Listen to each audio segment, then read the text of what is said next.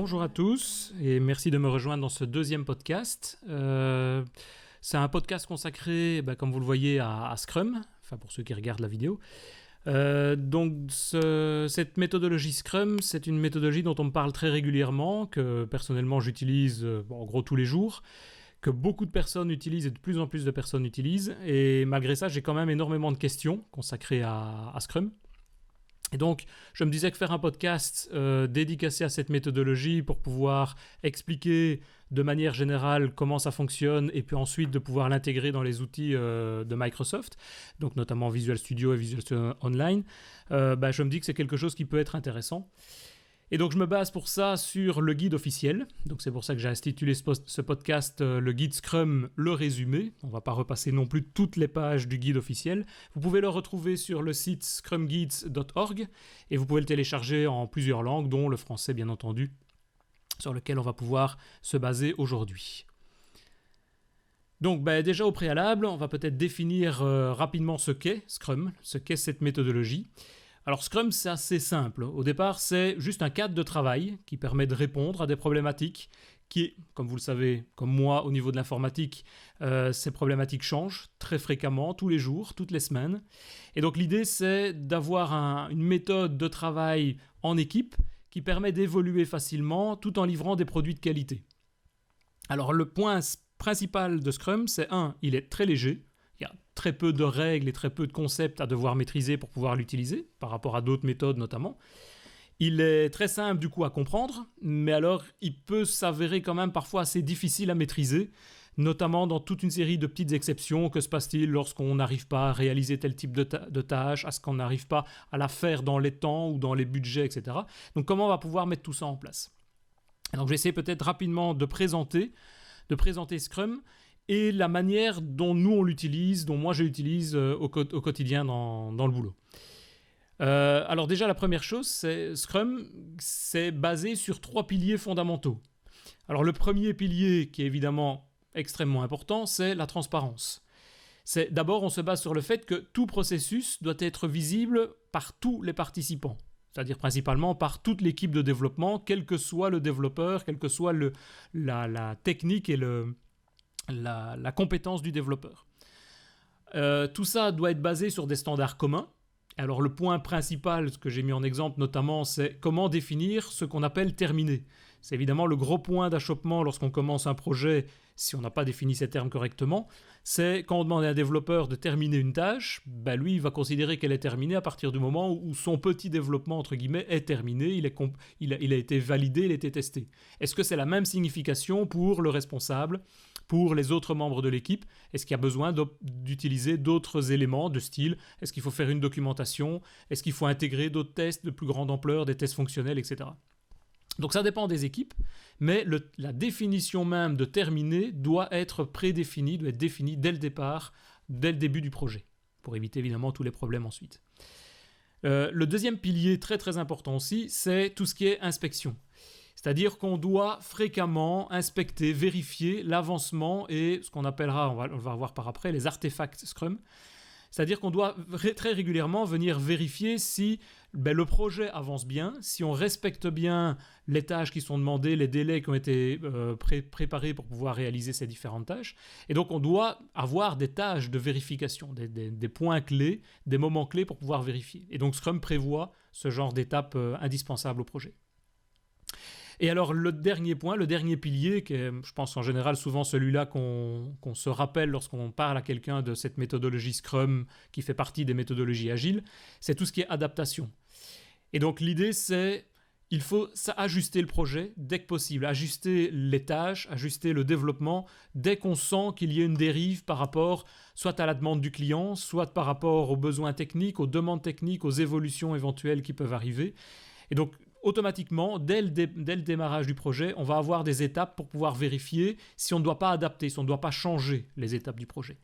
Et on peut même aller jusqu'à un point où, en Scrum, on peut très bien commencer le développement d'un logiciel sans avoir complètement terminé une phase d'analyse complète, par exemple, comme on peut le retrouver sur d'autres types de projets, puisqu'on sait qu'on va, a priori, vouloir évoluer, qu'on va vouloir faire démarrer et avancer le projet. Donc ça, c'est les piliers, ce sont les piliers, et c'est la grande théorie qui consacre le déroulement, je vais dire, d'une méthodologie de type Scrum, de type Agile. Alors, pour pouvoir travailler dans une méthode Scrum, avec une méthode Scrum, il faut différents intervenants, différents participants. Alors, ils n'ont pas plus d'importance l'un que l'autre, ils ont simplement des fonctionnalités, des tâches et des responsabilités bien distinctes. Alors, il y a 3 catégories.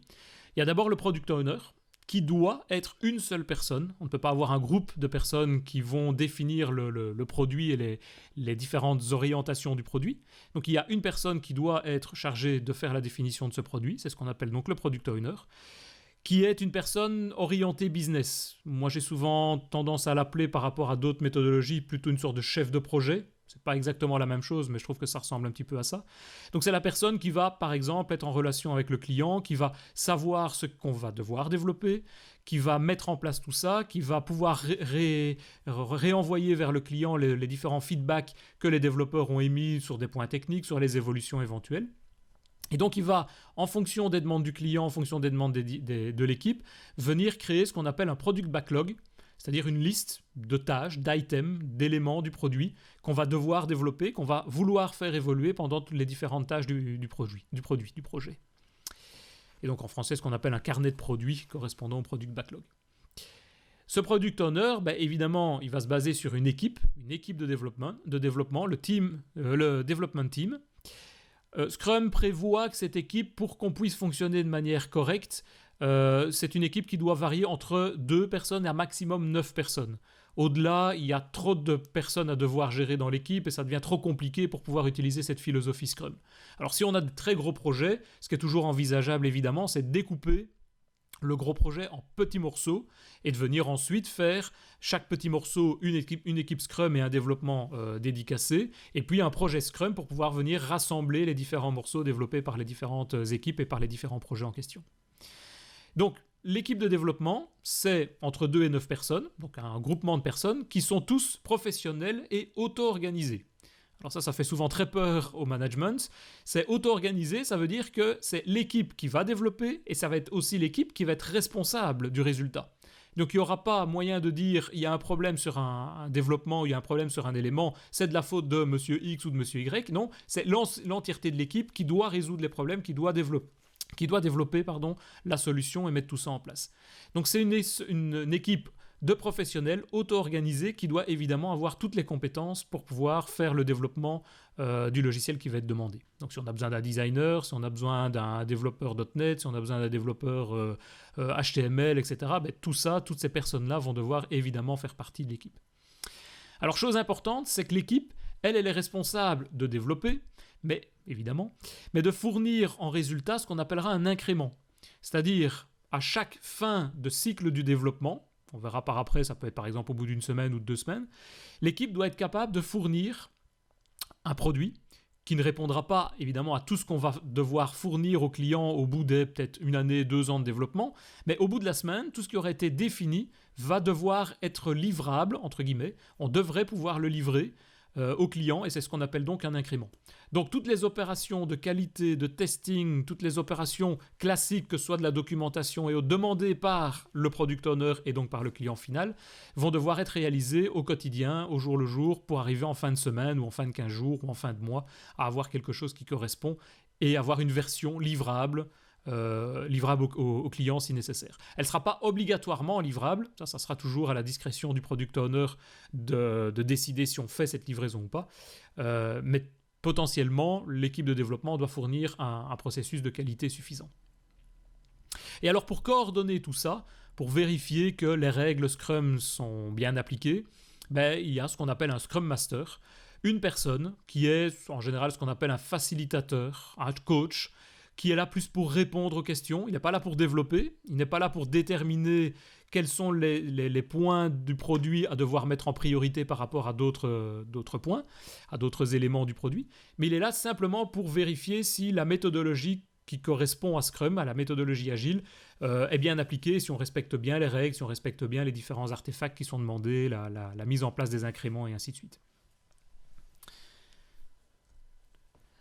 Donc je me suis basé sur un poster que j'ai découpé en différents morceaux pour représenter un petit peu les différentes étapes qui sont mises, je dirais au quotidien, qui sont mises dans les mains des développeurs et des différents, du product owner, du Scrum Master.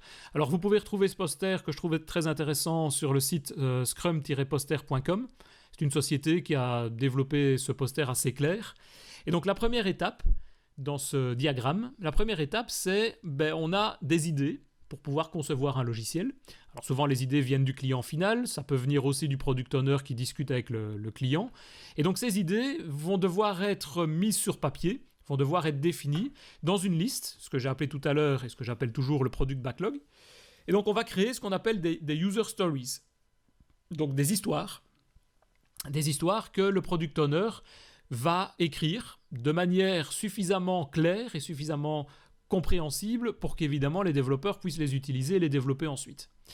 Alors, on n'a pas encore dit qu'on allait développer toutes ces histoires, toutes ces user stories, mais le product owner va, à chaque fois qu'on a une demande du client ou que lui émet la demande par rapport au produit, on va simplement énumérer une liste, donner une liste complète de toutes les fonctionnalités qui, à terme, devraient se retrouver dans le logiciel. Alors, pour pouvoir établir ces histoires correctement et de manière suffisamment claire, compréhensible par tout le monde, il y a une petite phrase assez simple qui est à retenir, c'est d'essayer de la représenter, de la dénommer en utilisant la symbolique en tant qu'une personne bien précise, en tant que moi, par exemple, ou en tant que la personne qui va s'occuper de l'application Intel. Je voudrais faire quelque chose, ce qui me donnera ainsi comme bénéfice telle et telle opération. Et donc ça permet ainsi à la fois de savoir qui va se charger d'utiliser cette partie de logiciel qui sera développée, de savoir quoi, puisque je voudrais, on peut ainsi savoir ce qui va se passer derrière, et d'avoir aussi le bénéfice, c'est-à-dire le développeur peut en plus de ça s'imaginer quels vont être les avantages par rapport à l'utilisateur final, et donc élaborer ainsi un produit qui correspondra nettement mieux à ce que l'utilisateur final souhaite avoir. Donc ça, c'est simplement des petits trucs. Je vais vous donner également par après quelques exemples que j'ai pu retrouver de user stories, d'organisation de ces stories pour pouvoir les classifier, les organiser correctement et ensuite de les découper pour les développeurs en tâches. Et c'est ce qu'on va faire tout de suite. Alors, on fait ça tout de suite parce qu'en fait, l'étape suivante, une fois que le product owner a défini une série d'histoires, de user stories qu'il va vouloir développer dans le product backlog, l'idée d'après, c'est de réunir l'équipe dans ce qu'on appelle un sprint planning. Et donc très régulièrement, on va voir, je vous le montrerai par après, entre 1 à 4 semaines maximum pour la durée d'un sprint. Donc par exemple, toutes les semaines, on va réaliser ce qu'on appelle un sprint planning, dans lequel l'équipe complète va devoir être présente, pour savoir évidemment ce qu'on lui veut, quels sont les éléments à devoir développer. Le product owner, évidemment, va devoir être présent aussi pour pouvoir présenter les sujets à développer. Et le Scrum Master, lui, est là, encore une fois, pour simplement faire le coaching et vérifier que tout se passe correctement, notamment au niveau des réunions, par exemple. Et donc, lors de ce premier sprint planning, ou ces sprint planning supplémentaires, on va définir d'abord ce qu'on veut développer, donc choisir dans le product backlog les différentes priorités, les différents éléments à mettre en priorité, donc les tâches, les user stories à vouloir développer. Alors ça, c'est principalement le product owner qui se charge de dire « moi, je voudrais que cette première user story soit développée, puis cette seconde ». Évidemment, ça se fait en collaboration avec l'équipe parce que c'est l'équipe qui est responsable de dire est-ce que c'est réalisable en termes du délai. Si on a par exemple un sprint de 2 semaines, est-ce qu'on peut réaliser cette user story dans le cadre des 2 semaines en question ?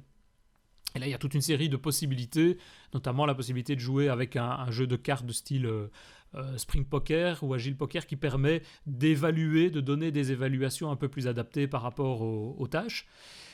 On verra par après, lors des révisions, on va pouvoir s'auto-adapter au fur et à mesure du temps et de pouvoir dire, on estime très régulièrement soit trop rapide, soit trop lent pour pouvoir faire des développements, et donc on pourra à la fois avec le Product Owner et le Scrum Master, on va pouvoir vérifier un petit peu si tout ça semble correct de semaine en semaine, de mois en mois, lors de l'évolution du projet.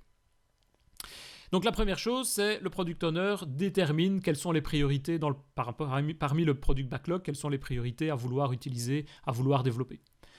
Ensuite, on va utiliser l'équipe pour dire comment développer ça. Alors, on ne va pas parler technique lors du sprint planning, mais on va essayer de bien comprendre avec le product owner ce qu'on veut faire, quelles sont les tâches à devoir réaliser. Et ensuite, on va associer ça au Sprint Backlog pour pouvoir venir réaliser et définir ce qui est le terminé. À partir de quand l'opération, l'histoire qui est demandée par le Product Owner, à partir de quand on considère qu'elle est terminée. Il ne suffit pas d'avoir un simple libellé, il faut donner les conditions de fin, de vérification par exemple, pour dire que l'opération, la tâche a été correctement comprise et correctement terminée par les développeurs. Je vous montrerai encore une fois quelques exemples tout à l'heure de ces différents éléments de type terminé, de comment valider ce processus. Alors, on parle souvent après du temps et de la manière de travailler. On estime souvent que, la norme Scrum, le guide Scrum, estime qu'on varie entre 2 heures à 8 heures pour pouvoir effectuer cette réunion de sprint planning. Donc en clair, tout le monde se réunit et entre 2 heures, si c'est un petit sprint d'une semaine, jusqu'à 8 heures pour un sprint de 4 semaines. On ne peut pas aller au-delà de 4 semaines. Donc ça varie entre 2 et 8 heures en fonction de la taille du sprint pour pouvoir venir faire cette discussion sur base du Product Owner. Donc il est important aussi de respecter ça, et ça c'est évidemment le rôle du Scrum Master, de vérifier qu'on ne déborde pas et qu'on ne prend pas 3 jours pour pouvoir déterminer avec le Product Owner comment réaliser les tâches. Alors l'étape suivante, la plus longue évidemment lors du processus, c'est le sprint en lui-même, où là on va se baser sur une phase de développement complète avec une durée fixe qui varie sur base de la norme entre 1 semaine à 4 semaines. La majorité des développements s'accordent souvent à dire que 2 semaines, c'est une bonne taille de sprint pour pouvoir faire les développements cohérents. 1 semaine est parfois un peu court, 4 semaines un peu long, 2 semaines, c'est très bien de se revoir et donc de refaire des sprint planning pour des nouvelles tâches à peu près toutes les 2 semaines. Donc la durée est fixe. Elle est fixe en ce sens qu'en début de projet, on va déterminer la durée d'un sprint. Et si on détermine qu'une durée de 2 semaines correspond bien à la taille du projet, à la manière dont on veut travailler, il ne sera plus question de changer cette durée de sprint par après. Une fois qu'on se base sur 2 semaines, ça sera 2 semaines jusqu'à la fin du projet complet. Je prends par exemple le cas de Visual Studio Online, VSO, donc le portail développé par Microsoft est développé par les équipes de Microsoft sur base aussi de cette méthodologie sprint. Et eux, ils ont de mémoire, je pense, 3 semaines, un sprint de 3 semaines pour fournir. Et donc, comme je le disais tout à l'heure, toutes les 3 semaines, on peut éventuellement fournir une série de fonctionnalités au client final. Et donc, lors de ce sprint planning, on va dire voilà les tâches à devoir réaliser à l'intérieur de ce sprint de, par exemple, 2 semaines. Et on va également, encore une fois, définir ce qu'on entend par le mot-clé terminé. Et ça, c'est aussi quelque chose qui doit être défini une fois pour toutes dès le démarrage pour que tous les développeurs et le product owner soient bien conscients de quand on estime qu'une tâche, qu'une stories est complètement terminée. Alors, autre événement qui survient régulièrement lors du développement dans la méthodologie agile, Scrum, c'est ce qu'on appelle le Daily Scrum. Et donc, on a des réunions journalières, tous les jours, une réunion très rapide, évidemment. C'est une réunion qui dure 15 minutes. Et là, quelle que soit la durée du sprint, c'est une réunion qui a cette durée de 15 minutes. C'est une estimation qui est suffisante pour pouvoir discuter sur qu'est-ce qui a été fait, qu'est-ce qui a été accompli depuis la dernière réunion, c'est-à-dire par exemple depuis la veille.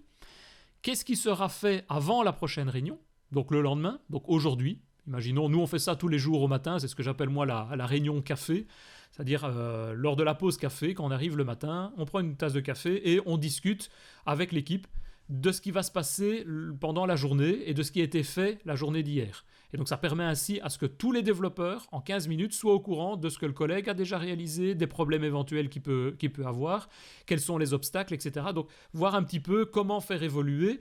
Et les obstacles, les identifier au plus tôt, c'est d'autant mieux parce que peut-être qu'un des points qu'un développeur doit réaliser va pouvoir être résolu beaucoup plus facilement si le collègue le connaît et qui va pouvoir dire moi j'ai déjà résolu ça ou je peux te donner une alternative pour pouvoir trouver une solution à ton problème. Et donc cette réunion est très très importante. Et là, l'intérêt du Scrum Master, l'utilité du Scrum Master, il ne doit pas participer à tous les Daily Scrum, mais il est intéressant qu'il participe régulièrement pour voir, si les Daily Scrum se font correctement, et se font tous les jours, parce qu'on a souvent tendance à dire aujourd'hui on sait ce qu'on a fait hier, il n'y a plus besoin de le faire, et donc on a souvent tendance à faire disparaître ces 15 minutes de discussion sur le projet. Et puis il se passe qu'après, évidemment, quelques jours, voire quelques sprints, les Daily Scrum ne se font plus, s'il n'y a pas suffisamment de supervision à ce niveau-là, et puis on se rend compte qu'il y a des problèmes de mécompréhension, soit entre les développeurs, soit avec le Scrum Master, avec le Product Owner, par exemple. Alors, une fois que les développeurs, au bout des 2 semaines, ont développé leur produit, leur phase, leurs stories, les différents éléments qui concernent cette première étape, cette première histoire, donc les différentes tâches, on va réaliser ce qu'on appelle un sprint review, c'est-à-dire une réunion qui va être consacrée, une réunion qui varie encore une fois en fonction de la taille du sprint, entre 1 et 4 heures. 1 heure si c'est une semaine de sprint, voire 4 heures si c'est 4 semaines de sprint. Et donc ce sprint review va se charger d'aller vérifier si toutes les tâches qui avaient été établies lors du sprint planning initial, si tous les développeurs ont réussi à les développer correctement. Et encore une fois, quand on dit correctement, c'est jusqu'à ce qu'elles soient labellisées, terminées. Donc si on a décidé qu'on faisait les tests unitaires, des tests fonctionnels et une documentation, la tâche ne va pouvoir être clôturée que si on est arrivé à ces états de qualité qui ont été définis par l'équipe au démarrage. Et donc le Sprint Review va vérifier tout ça, va voir si, avec le Scrum Master et avec le Product Owner, si ça correspond à ce qui a été demandé, si on a bien supervisé, si on a bien vérifié un peu toutes les différentes étapes. Et alors, le Scrum Master, lui, il va pouvoir d'abord dire, est-ce que ma mission est achevée? Est-ce que ce sprint a bien été développé comme il l'était demandé? S'il y a évidemment des tâches qui n'ont pas pu être complètement clôturées ou terminées, on peut en discuter pour connaître les raisons. Il y a peut-être eu des problèmes techniques, il y a peut-être eu des gens en maladie, il y a peut-être eu autre chose. Et donc on va évidemment pouvoir reprendre à ce moment-là cette tâche et la replacer, la retransférer au sprint suivant pour forcément la terminer si c'est toujours d'actualité. Maintenant, le Product Owner peut décider ce qu'on va faire avec ce sprint. Il peut considérer que, le sprint correspond à un niveau de qualité qui est demandé, correspond aux fonctionnalités ou à la grosse partie des fonctionnalités qui ont été demandées par le client ou par le Product Owner, et donc il va pouvoir dire, je peux en faire un produit délivrable au client. Et donc il va pouvoir à ce moment-là généraliser et demander de faire une release à destination du client. Si pas, on va à ce moment-là revenir dans la définition d'un sprint supplémentaire pour pouvoir le clôturer les différentes tâches. Et évidemment, malgré qu'on ait une release, on va quand même pouvoir, pour rappel, une release s'appelle un incrément au niveau d'un Scrum, et donc pour pouvoir en plus continuer à développer, on va continuer la boucle et donc revenir au sprint planning, mais avec une étape intermédiaire qui est le sprint rétrospective, où là, le sprint review va vérifier en quelque sorte la bonne validité des tâches pour vérifier si tout correspond correctement à ce qui était demandé initialement, c'est-à-dire par rapport au sprint planning. Le sprint rétrospective, lui, va plutôt s'intéresser à voir si la fonctionnalité, le sprint, qui est la manière de travailler, correspond bien à tout ce qui est demandé, à tout l'environnement. Il peut se passer quelque chose chez le client, il peut se passer quelque chose à la fois dans les équipes internes, chez un des fournisseurs, etc. Donc on peut mettre tout ça en place et le sprint rétrospective vérifie si la manière de travailler correspond exactement à ce qui est attendu à l'intérieur de la méthodologie Scrum et à l'intérieur du produit.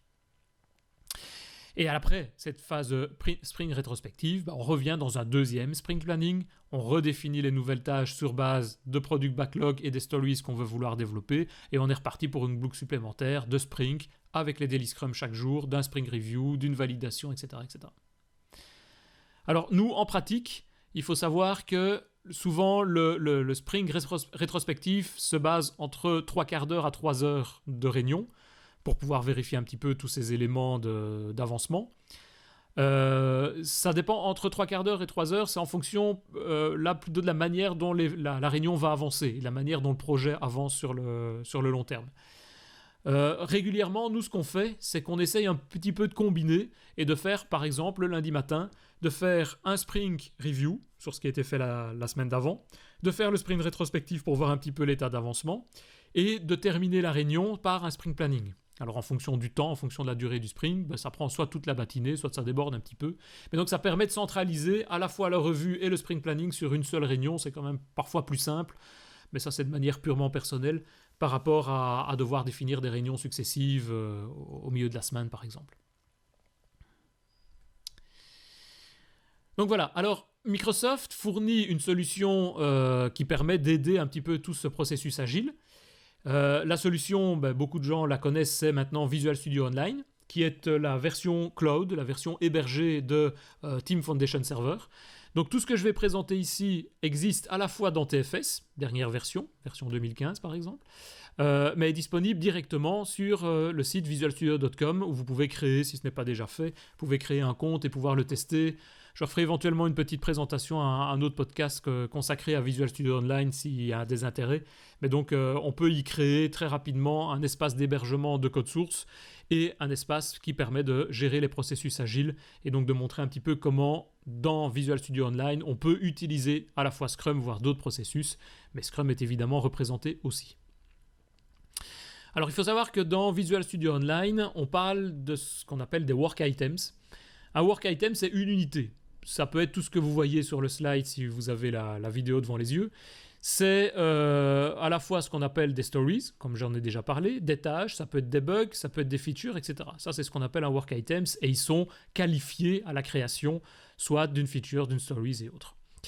Et on les organise, Microsoft prévoit de les organiser dans Visual Studio Online sur base de ce qu'on appelle des epics, des features et des stories, dans cet ordre, c'est-à-dire de manière hiérarchique. On a l'épic qui est plutôt l'organisation, le sujet, je vais dire, principal qu'on va vouloir développer, la grande fonctionnalité, la grande catégorie de fonctionnalité. Ensuite, on peut, à l'intérieur d'une épic, venir créer plusieurs features qui vont catégoriser, qui vont définir les différents modules qu'on va vouloir développer dans le logiciel. Et chaque module va pouvoir avoir plusieurs stories. Et là, ce sont vraiment les éléments présents dans le backlog, dans le product backlog, tels qu'on les a vus sur la méthodologie Scrum.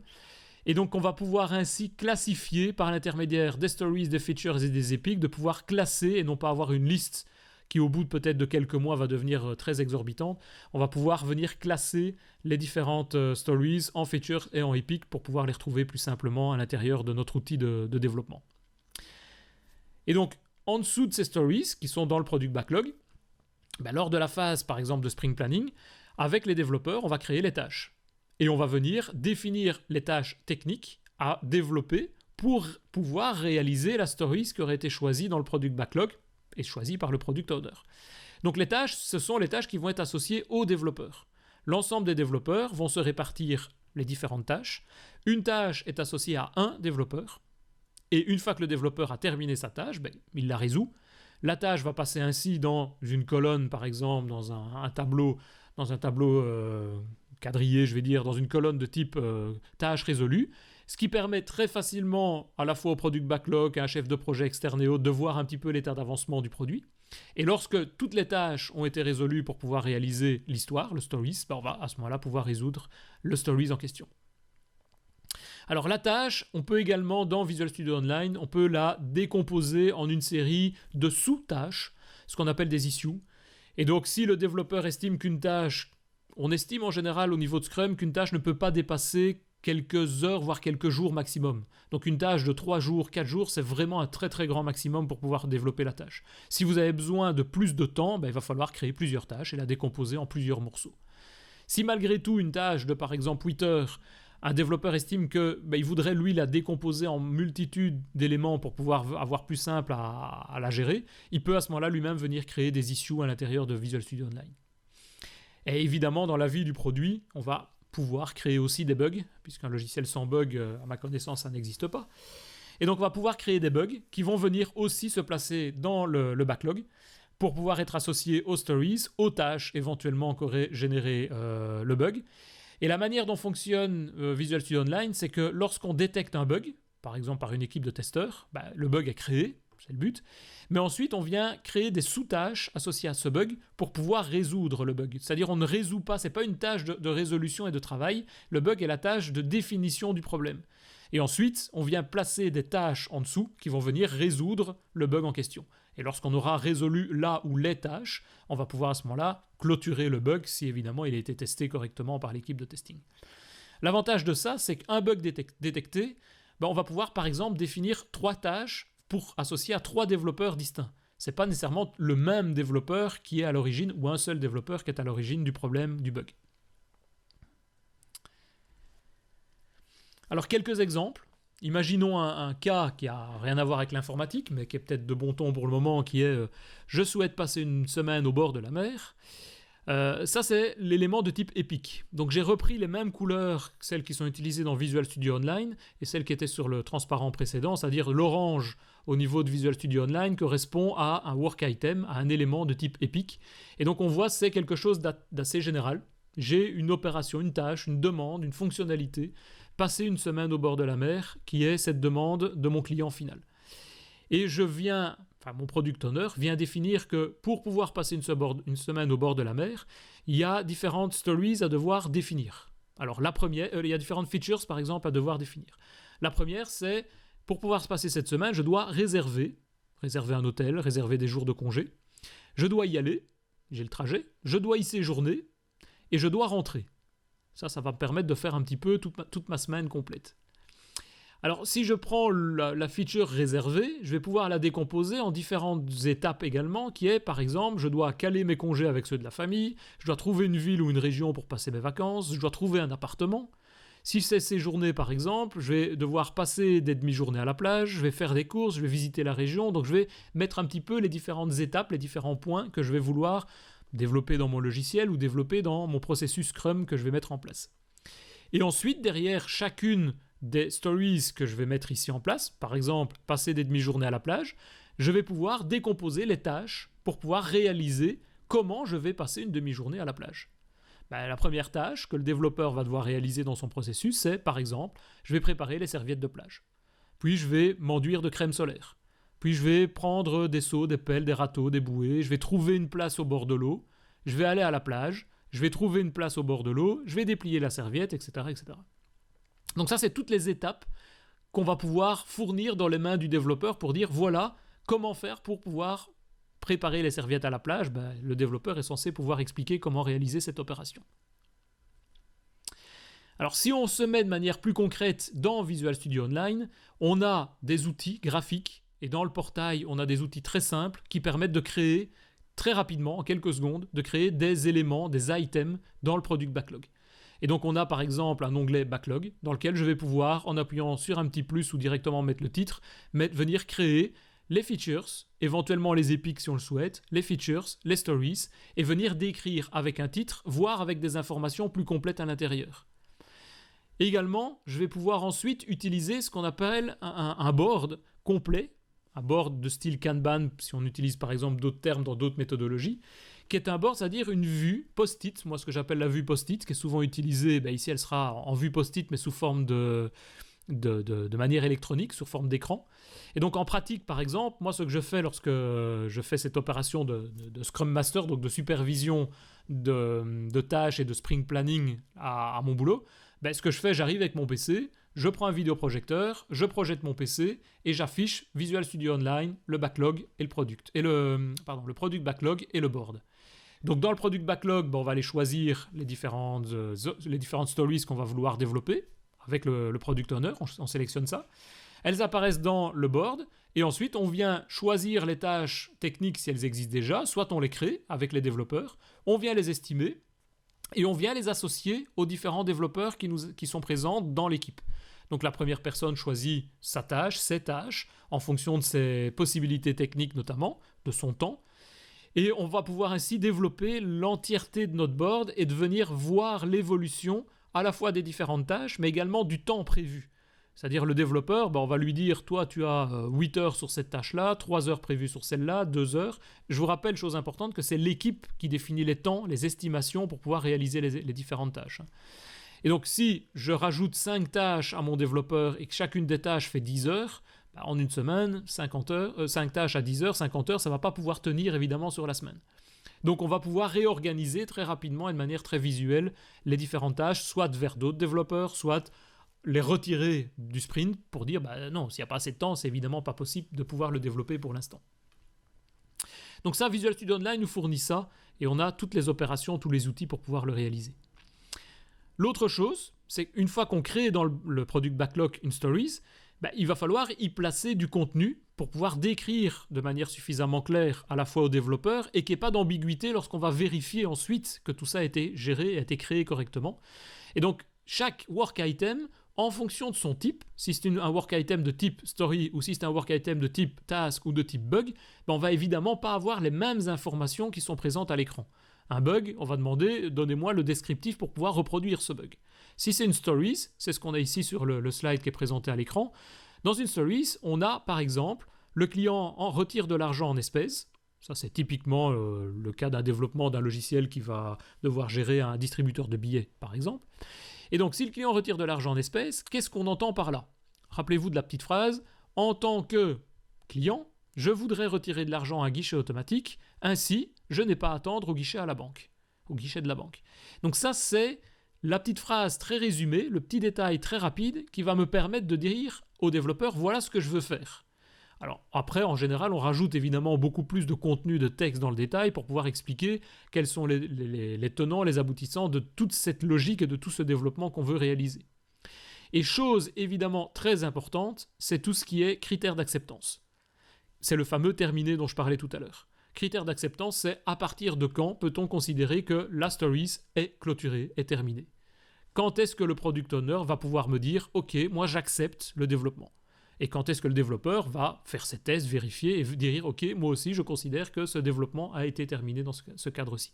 C'est très important parce que sinon on se retrouve avec des tâches, si vous avez déjà travaillé sur ce genre de projet, vous le savez, des tâches qui n'en finissent plus. On demande au développeur de faire quelque chose, on arrive en disant « J'ai terminé » et le product owner ou le client me dit « Ah mais non, moi je pensais que, on s'est mal compris, etc. » Donc les critères d'acceptance, de fin, de terminer sont évidemment très importants dans le processus. Et donc par exemple ici, on peut voir que pour dire que le client retire de l'argent en espèces, on aura par exemple deux critères, pour en avoir plus. Premier critère qui est, étant donné que le compte est solvable et que la carte est valide et que le distributeur contient des espèces, de l'argent, si le client demande de l'argent, alors il faut 1. S'assurer que le compte est débité, s'assurer que la trésorerie est dispensée et s'assurer que la carte est retournée au client. Ça, c'est les différentes étapes. C'est des choses qui sont peut-être évidentes pour le product owner, peut-être évidentes pour le client final, et qui sont peut-être pas du tout évidentes pour le développeur qui vient d'arriver sur le projet, par exemple. Donc tout ça doit être indiqué, doit être précisé, doit être décrit de manière très claire, très correcte, et en utilisant ces petits mots-clés pour la définition en tant que quelqu'un, je voudrais, et ainsi, machin, ça me permet déjà de décrire très clairement, peut-être pas de manière suffisante, mais très clairement, en tout cas ici déjà, ce qu'on entend par cette demande. Et ensuite, en mettant les mots-clés, étant donné que quelque chose, si j'ai ceci, alors j'ai ça, les phrases sont beaucoup plus claires et sont beaucoup plus compréhensibles par tout le monde. Et ça, c'est évidemment quelque chose de très très important. Alors, personnellement, en pratique, voilà, je vous mets en quelques mots, les points clés, je vais dire, que j'utilise à chaque fois et que je dois vérifier à chaque fois lorsqu'on fait un sprint planning et lorsqu'on va donner des tâches aux développeurs. C'est-à-dire pour une stories, la première chose que je vérifie, c'est évidemment est-ce qu'il y a un titre, un libellé clair pour pouvoir décrire l'histoire. Le client retire de l'argent en espèces, c'est le titre principal et qui va permettre de retrouver l'histoire dans la liste complète du product backlog. Ça va retrouver très facilement. Donc cette étape-là, cet élément-là, évidemment, c'est quelque chose de très important. Les deux autres points dont je viens de parler, les deux onglets détails et critères d'acceptance, sont évidemment aussi obligatoires à chaque fois qu'on définit une stories. On est obligé de décrire dans le détail quel est le contenu de l'histoire, ce qu'on va vouloir développer, et quelle est la règle d'acceptation de « j'ai terminé mon travail ». À côté de ça, Microsoft nous fournit toute une série d'autres onglets que là, en fonction des projets, on utilise ou pas. C'est la possibilité de définir un storyboard si on va aller un peu plus loin. L'implémentation, c'est la liste des tâches qu'on va vouloir définir, des tâches techniques qu'on va développer avec le technicien, le développeur. Les cas de test, les liens, les fichiers attachés. On peut attacher évidemment des fichiers Word, Excel et autres pour pouvoir rajouter des compléments d'information. Je vous rappelle qu'un des piliers, c'est évidemment la transparence. Donc plus on a des données, plus on a de l'information, mieux c'est pour arriver à développer quelque chose. Alors ça, c'est les points principaux, mais ce n'est pas tout à l'intérieur d'une stories. Il y a évidemment la définition des cas de test. Avec l'équipe de test, il va falloir mettre ça en place. Et ce test case est indispensable aussi pour mettre en place les tests fonctionnels. On va devoir donner aussi une priorité et des risques. Alors la priorité, c'est donner par rapport aux différentes stories quel est le niveau de criticité, le niveau de priorité à vouloir fournir à cette stories. Et ça permet notamment dans le product backlog de les identifier beaucoup plus simplement et de donner également un niveau d'information aux développeurs pour dire attention, ce point-là, il est très important pour le client final ou c'est éventuellement un critère qui est un peu moins important à développer pour l'instant parce qu'on a un peu de temps par exemple. Même chose pour le risque. Le risque, on va pouvoir également donner un niveau de risque pour pouvoir dire ça, c'est critique dans le process. Critique pour des raisons de sécurité, critique pour des raisons de performance, critique pour des raisons de stabilité, critique pour le client. Avoir l'aspect risque, mais c'est quelque chose également d'important à pouvoir définir et ça va permettre ensuite notamment de faire des statistiques pour voir qu'est-ce qui a évolué dans le bon sens par rapport à cet aspect de priorité et de risque. Autre exemple disponible dans Visual Studio Online, c'est la gestion des tâches. Alors la gestion des tâches, ça se fait aussi par un work item évidemment de type task, et vous le voyez, on a à ce moment-là la possibilité de créer des éléments distincts, des éléments différents. Et donc par exemple, on va pouvoir aussi venir définir le titre, indispensable toujours pour pouvoir le retrouver rapidement à l'intérieur des listes de développement. Là, également indispensable, c'est le assign to. À qui est assignée la tâche? Si vous ne dites pas la tâche, elle doit être développée par telle personne, vous allez avoir du mal d'avoir un résultat en finalité. Surtout que c'est sur base de ce critère-là que ça va se retrouver dans les outils de développement du développeur. Dans Visual Studio pur, l'objet, l'environnement de développement, on va pouvoir retrouver ces tâches directement qui me sont assignées grâce à ce critère. On a ensuite le niveau d'effort. Alors ça, c'est quelque chose qui n'est pas présent en standard dans Scrum. Raison pour laquelle l'écran que vous voyez, c'est pas exactement l'écran de Scrum, le modèle Scrum que j'ai utilisé dans Visual Studio Online, mais c'est plutôt le modèle agile. En Scrum, en réalité, on n'a pas cette notion d'estimation de temps. C'est-à-dire, on doit développer une tâche, il faut que la tâche soit développée, on l'assigne à quelqu'un, et si ça prend 1 heure, 2 heures, 10 heures, 2 semaines, ça prendra le temps qu'il faut. Je dirais qu'en pratique, dans une société, c'est évidemment pas comme ça que ça marche. Dans une société, souvent, on va vous dire, la tâche, on va pouvoir la développer si c'est acceptable en termes de temps, de délai, et ainsi de suite. Et donc, le modèle agile se base sur cette philosophie Scrum, mais ajoute par exemple des champs qui sont les champs Original Estimate, Remaining et Completed. L'Original Estimate, c'est le temps, en heures par exemple, estimé par le développeur lors du sprint planning pour réaliser la tâche. Par exemple, ici, on estime que pour vérifier un code PIN avec le serveur central, il va falloir développer une procédure qui est décrite dans le descriptif de la tâche. Et j'estime qu'il me faut 5 heures pour pouvoir, moi en tant que développeur, lors du sprint planning, j'estime qu'il faut 5 heures. Alors je dis, moi le développeur, en réalité, c'est l'équipe qui détermine ça. Donc c'est pas un développeur, celui qui est assigné à la tâche, qui est le seul qui va donner l'estimation, mais c'est l'équipe. Parce que je vous rappelle que c'est l'équipe entière qui est responsable du projet. Et donc l'équipe va dire, on a besoin de 5 heures pour pouvoir réaliser cette tâche. Ensuite, au fur et à mesure du sprint, on va venir compléter les deux autres champs, c'est le temps restant, le remaining, et le temps completed, le temps réalisé déjà sur la tâche. En termes de statistiques, c'est indispensable pour voir s'il y a des déviations et si les estimations sont correctes. Au fur et à mesure des sprints, on va pouvoir évoluer et se rendre compte soit qu'on estime beaucoup trop court à chaque fois, du coup, on va automatiquement rajouter, par exemple, 15%, 20% dans les estimations, puisque c'est pas réel. Soit on est beaucoup trop long, et à ce moment-là, inversement, on va pouvoir un peu diminuer le temps. Et donc, on va pouvoir à ce moment-là se rendre compte que pour réaliser une tâche, on a mis 1 heure, et donc il nous en reste, j'estime, 3 heures. Donc le total, 3 plus 1, ne doit pas nécessairement faire le total estimé initialement. Le projet évolue, donc on peut estimer, on peut faire avancer et se rendre compte qu'au fur et à mesure, on va mettre moins de temps pour pouvoir réaliser la tâche. Voire plus de temps. C'est pas un problème dans le processus, mais ça doit être tracé, ça doit être supervisé et validé ensuite et revu lors du sprint review, notamment lors de la fin du sprint avec les différents développeurs. Et évidemment, il y a la description de la tâche qui est tout aussi importante que le reste des éléments, donc c'est-à-dire techniquement comment faire pour pouvoir développer la tâche. Par exemple ici, pour vérifier le code PIN avec le serveur central, on va par exemple dire, on va se connecter, s'identifier au serveur central, on va récupérer le code PIN avec un écran qui est par exemple une autre tâche, la tâche 475 par exemple. Ensuite, une fois qu'on a récupéré le code PIN via cet écran, on va pouvoir envoyer le code PIN au serveur central et réceptionner un accusé de réception. Si le code PIN n'est pas correct, on affiche un message d'erreur traduit dans la langue de l'utilisateur. Sinon, on revient au menu et là, on dit le menu il a été développé dans la tâche, par exemple 145. Donc on peut faire des références, bien entendu, à d'autres tâches à l'intérieur de notre process. Chose importante que nous on utilise très fréquemment, c'est le cadre history. Le descriptif, il peut changer en cours de sprint, mais ça devient très délicat si on vient commencer à modifier la description de la tâche qui avait été définie avec, par exemple, le product owner et l'ensemble des développeurs.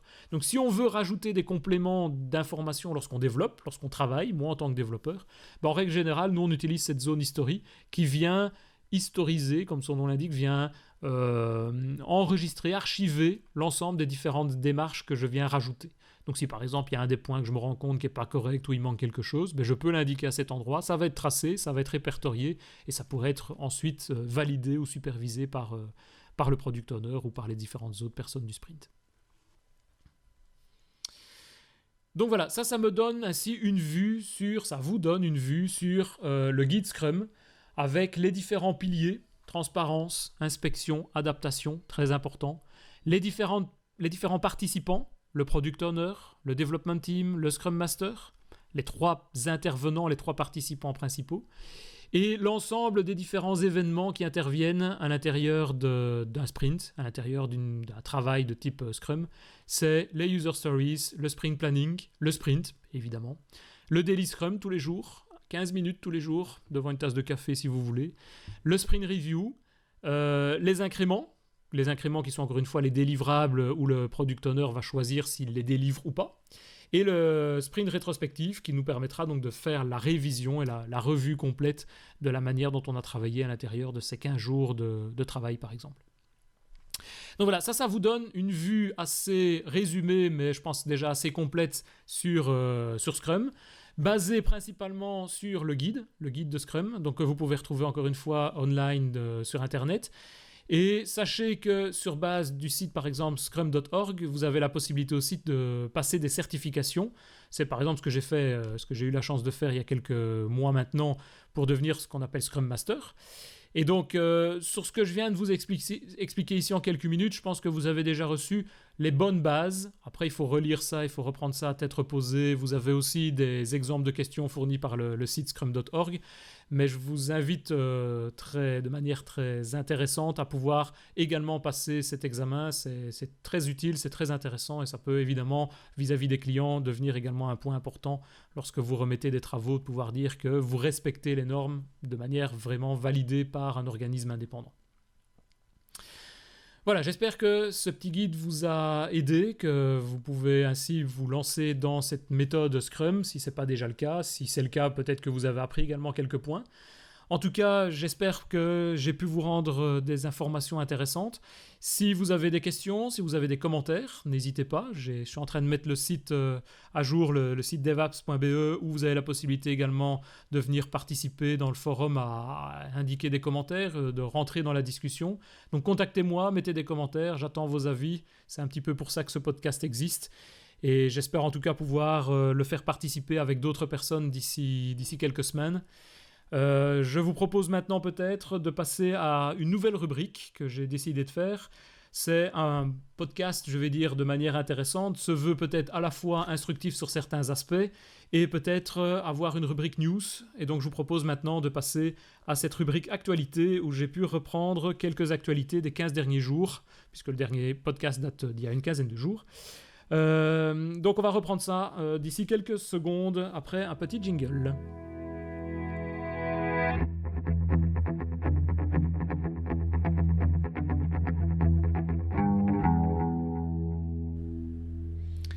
Voilà, merci de me suivre dans le cadre de cette nouvelle rubrique. J'ai décidé de rajouter une rubrique news, dans laquelle je propose de venir discuter, parler un petit peu de toutes les informations que j'ai pu repérer dans le cadre des 15 derniers jours qui se sont écoulés par rapport au podcast précédent, puisque c'est à peu près le délai qui s'est passé entre le premier podcast et celui-ci.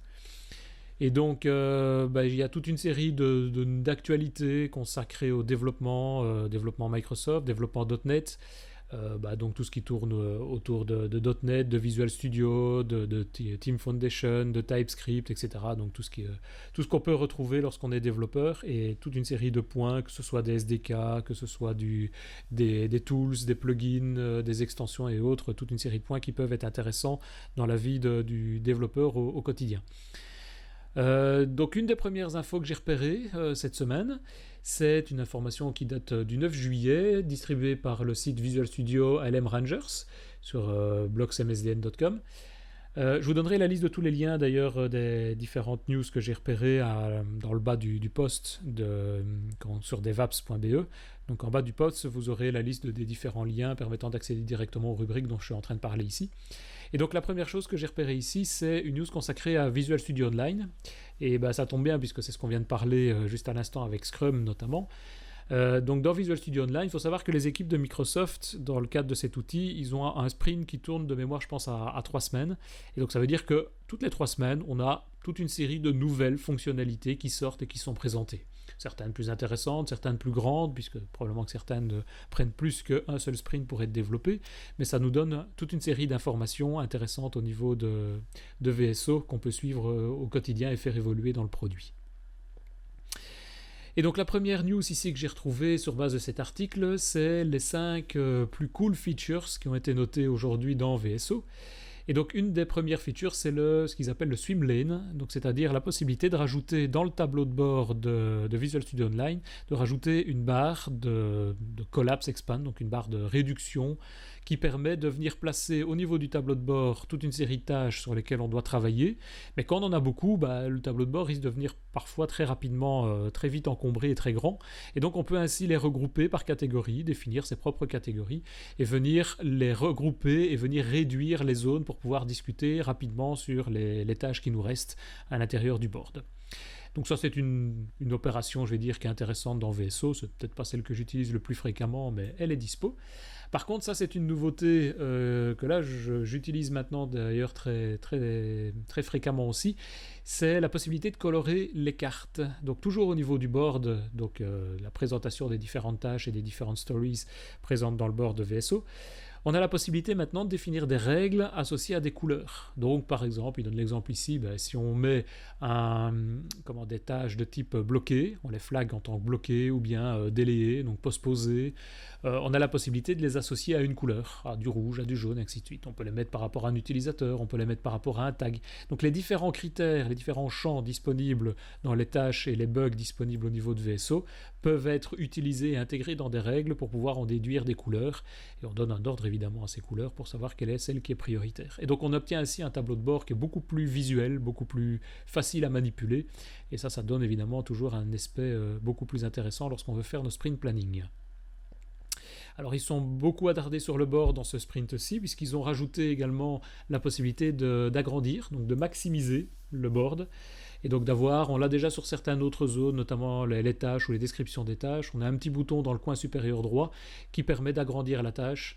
Et dans ce cas-ci, qui permet d'agrandir le board et de l'avoir en plein écran à l'intérieur du navigateur. Et donc c'est ce qu'on peut faire également au niveau du board pour avoir une visualisation.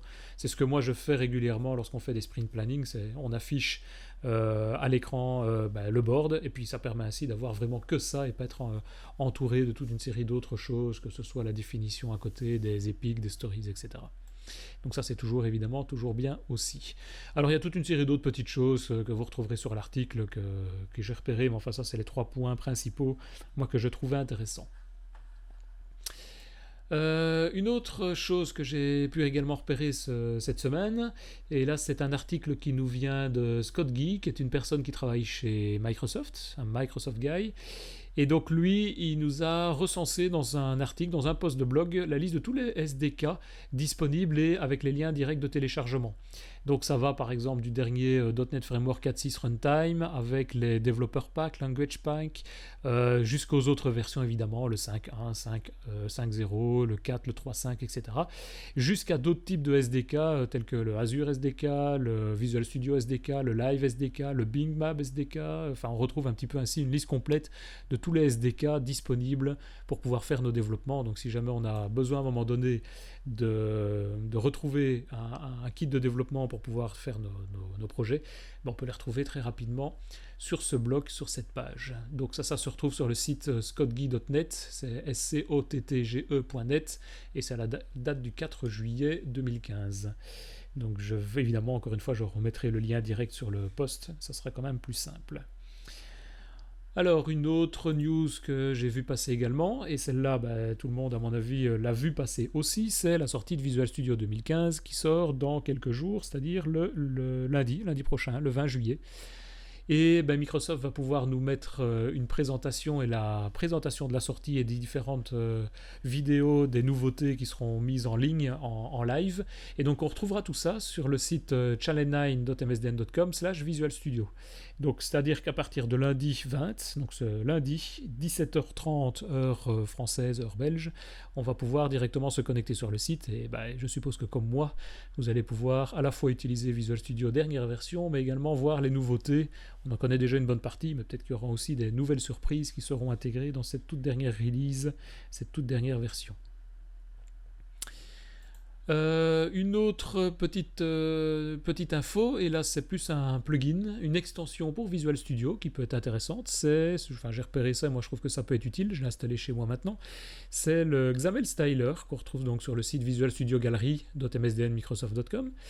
Et le XAML Styler, c'est un petit outil d'abord développé par une personne belge, Nico Vermeer, et qui nous permet de rajouter toute une série de fonctionnalités sur le coding en XAML dans nos applications. Évidemment que ce soit du coup en phone, en tablette, en Windows, on a la possibilité de venir styler, rajouter du style au niveau de notre code XAML, donc le reformater correctement, venir y placer toute une série de markup bien défini pour le trier par attribut basé sur des importances d'attributs et des choses comme ça. Donc on peut le configurer assez correctement et on peut ressortir un code XAML qui devient du coup nettement plus clair que ce qu'on peut retrouver de manière habituelle.